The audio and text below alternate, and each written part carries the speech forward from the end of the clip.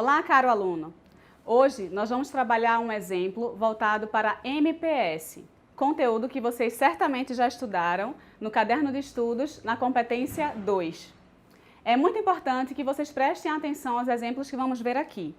Estamos numa esmalteria na zona sul do Recife e nessa esmalteria a empreendedora fez algo a mais.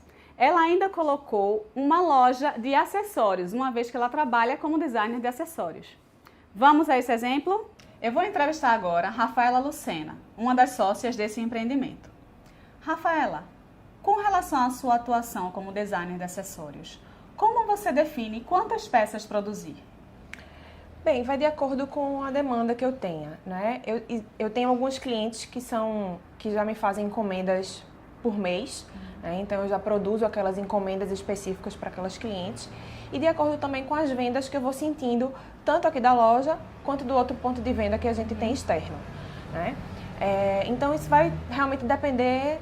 Não existe uma quantidade específica, uma programação específica de quantidade de peças. Realmente eu vou sentindo as vendas do mês anterior, de acordo com o que foi vendido, eu produzo um pouco mais, um pouco menos. Então, como eu também produzo peças mais exclusivas, né? Então isso também assim, trava um pouco na quantidade. Então, um colar que eu faço, eu produzo aquela peça ali e não faço mais 10 deles iguais. Não, produzo mais peças específicas. Então, isso realmente eu vou sentindo da necessidade de demanda, realmente. Então, normalmente você trabalha com a produção sob encomenda? Sim, não só com encomenda, né? Eu tenho uma quantidade de encomendas que são feitas mensal, realmente, de alguns clientes que já são clientes minhas antigas. E as peças que vão ser produzidas, tanto expostas aqui, na laque, como no ponto externo. Certo. Então, a gente nota aqui um mix de um pouquinho só de produção para estoque, que são os itens que ela mantém na vitrine, mas como ela prefere atuar com o modelo de exclusividade, então é o make to order que prevalece aqui. Ela tem um pedido ou ela percebe alguma necessidade específica de algum cliente e faz aquele item, mas ela não faz várias peças do mesmo item. Notem que esses itens que ela produz, pelas características específicas que apresentam, fazem com que essa operação, como designer de acessórios, seja uma operação intermitente e não uma produção contínua de várias peças iguais ou que sigam determinado padrão. Rafaela, você tem calculado algum tempo médio de preparação dessas peças? Calculado previamente não, vai muito de acordo com o tipo de peça que eu vou produzir, né? Tem peças que eu levo de 5 a 10 minutos de início à conclusão da peça, como tem peças que eu inicio num dia e termino no outro. Como, por exemplo, peças que eu uso muito colagem, de strass, de miçanga. Então, eu vou preparar primeiro a base que vai receber as peças, para depois aplicar cola, aplicar a peça. Então, eu tenho que esperar secar para aí finalizar a peça. Então, vão ter peças que eu gasto de 5 a 10, como tem peças que eu inicio num dia e posso terminar no outro. Não existe realmente um tempo específico para cada peça. Item. Ótimo. Então vejam, tem momentos que ela chega a fazer uma parte inicial do trabalho de montagem da peça, deixa a peça como um produto semi-elaborado, aguardando o tempo da próxima etapa chegar. Então percebam que ela consegue identificar claramente as etapas do processo de montagem da produção do item dela. Isso é muito importante para se fazer um planejamento mestre de produção, ou seja, um MPS. Se isso acontece dentro de uma empresa, dentro de uma fábrica, de quaisquer outros itens, todos os tempos de cada processo e quais são as etapas pelas quais o item vai passar, todas elas precisam ser conhecidas para poder se calcular o MPS com uma boa acurácia. Rafaela, quantos funcionários você tem aqui na esmalteria? Hoje a gente trabalha com 4 manicures e 2 esteticistas. Certo. E você já calculou em algum momento quanto tempo cada uma dessas profissionais leva para efetuar o atendimento a uma cliente ou um cliente? Isso depende muito do serviço que elas vão executar, né? Falando de esmalteria, uma manicure para fazer um pé e mão, ela leva em torno de 1 hora e 20. Isso também vai depender muito do cliente, assim, na verdade, do que ela vai encarar, né? Porque às vezes um homem, por exemplo, uma unha de um homem é mais trabalhoso do que uma unha de uma mulher, né? Principalmente quando se trata de unha do pé. Então, aí isso requer mais tempo na hora de execução do serviço. E também, comparando uma mulher com a outra mulher, tem clientes que fazem pé e mão toda semana.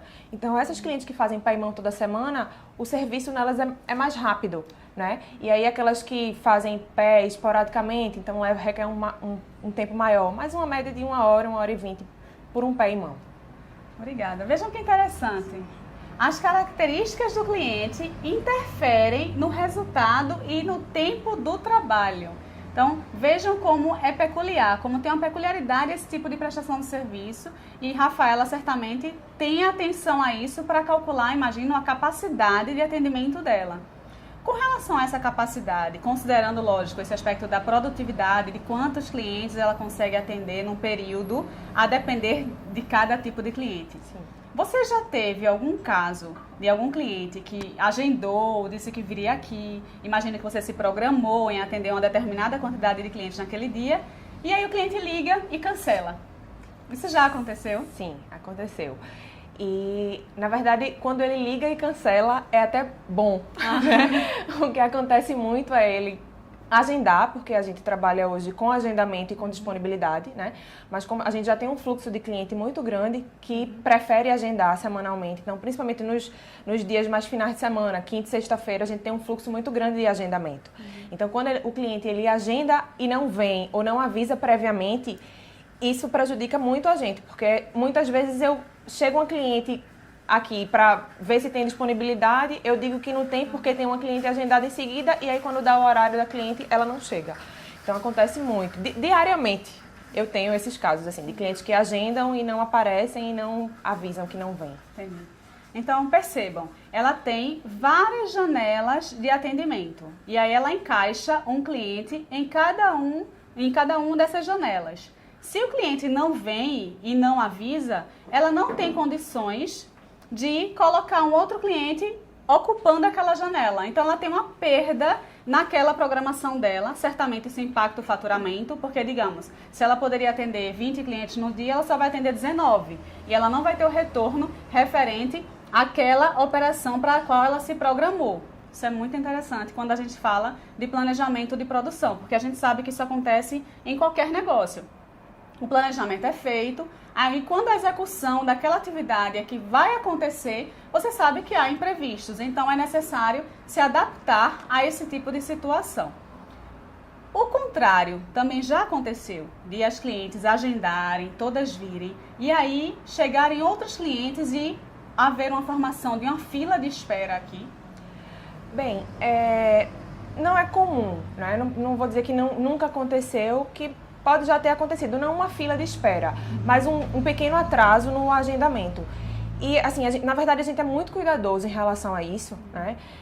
Eu procuro sempre, por isso que eu exijo tanto das clientes que marcam com a gente, porque a gente procura sempre executar os serviços direitinho nos horários marcados. Mas aí, às vezes, acontece, uma cliente que estava marcado no horário anterior, atrasou 10, 15 minutos. Então, isso termina refletindo na próxima cliente, que aí esses 10, 15 minutos que a cliente anterior atrasou para chegar, vai atrasar para acabar o serviço dela e aí, consequentemente, atrasar para começar o serviço que vem em seguida.